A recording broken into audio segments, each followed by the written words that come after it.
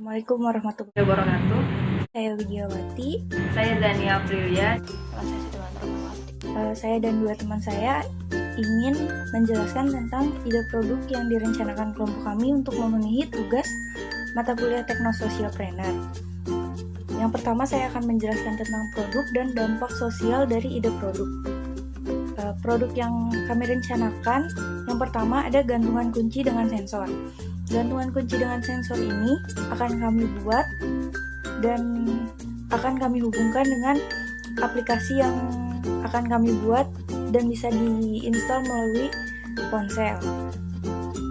Gantungan kunci ini memiliki dampak sosial, yaitu ketika kita lupa menyimpan kunci rumah atau kunci motor, kita dapat dengan mudah menemukan kunci tersebut karena terdapat sensor yang terhubung dengan ponsel kita. Yang kedua ada botol fleksibel.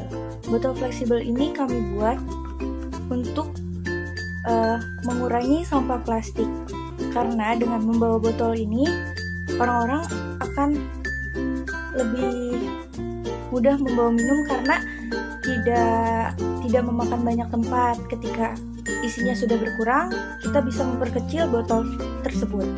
Yang ketiga ada tas yang dapat berubah warna. Tas yang dapat berubah warna ini kami buat dengan tujuan agar tidak perlu membeli banyak tas, karena ketika kita pergi dan kita menggunakan tas, pasti kita menyesuaikan dengan pakaian yang kita pakai. Saya ingin menjelaskan tentang segmentasi pasar dari produk kelompok kami. Segmentasi pasar adalah kegiatan membagi suatu pasar menjadi kelompok-kelompok pembeli yang berbeda, yang memiliki kebutuhan, karakteristik, atau perilaku yang berbeda, yang mungkin membutuhkan produk atau bauran pemasaran yang berbeda. Dasar-dasar segmentasi pasar pada pasar konsumen itu ada variabel geografi, variabel demografi, dan variabel psikologis.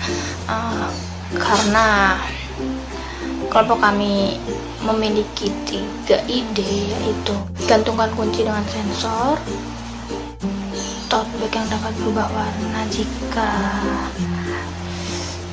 di bawah sinar matahari, dan tumbler atau tempat minum yang fleksibel. Dasar-dasar segmentasi di variabel geografinya adalah wilayah, ukuran daerah, ukuran kota, dan kepadatan. Untuk variabel geografi, segmentasi pasar kelompok kami, kita dapat menerapkannya di perkotaan karena kami anggap perkotaan membutuhkan 3 barang ini, yang mana 3 barang ini masuk ke variabel demografi, yaitu umur, keluarga, siklus hidup, pendapatan, pendidikan, dan lain-lainnya. Tote bag bisa dipakai oleh anak muda zaman sekarang. Yang ketiga ada variabel psikologis, itu ada kelas sosial, gaya hidup, kepribadian, dan lain-lainnya. Nah, 3 produk kami bisa masuk ke semuanya. Apalagi untuk orang yang memiliki gaya hidup yang simpel, bisa sangat-sangat membeli produk kami, karena dapat dipastikan produk kami masuk ke dalam kategori segmentasi psikologis, karakter, kelas sosial, gaya hidup, dan pribadi. Ini saya akan melanjutkan penjelasan dari 2 teman saya yang tadi.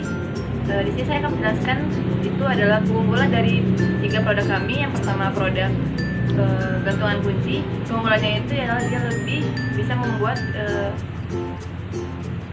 kita jadi lebih jika kehilangan kunci bisa cepat dicari, cepat ditemukan, dan juga lebih praktis dibawa kemana-mana.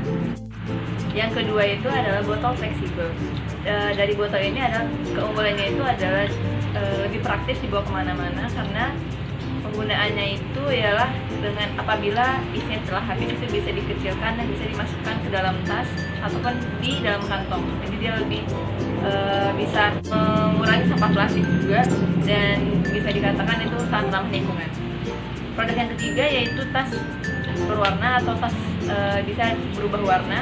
Nah, keunggulan dari tas ini adalah mampu mengurangi pengeluaran pada customer atau konsumen. Jadi dengan membeli satu tas saja bisa digunakan untuk beberapa kali dan beberapa model atau beberapa warna. Selanjutnya itu saya akan menjelaskan bagaimana proses pembuatan produk ini sendiri. Produk yang pertama yaitu adalah kunci dengan sensor. Itu proses pembuatannya itu kita mencari dulu dengan orang-orang ahli IT dengan membuat aplikasinya bagaimana agar ada sensor yang terhubung antara sensor pada kunci dan sensor pada aplikasi.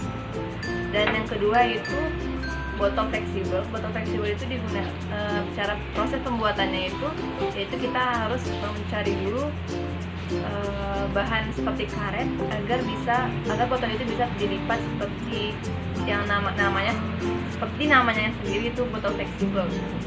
Yang ketiga adalah tas berwarna atau tas warna-warni bisa diganti. Itu kita membutuhkan kain warna-warni dengan dijahit luar dalam dan agar dapat berubah warnanya. Sekian dari paparan dari kami tentang produk yang akan kami buat pada tugas sosio teknopreneur ini. Lebih dan kurang mohon maaf. Wassalamualaikum warahmatullahi wabarakatuh.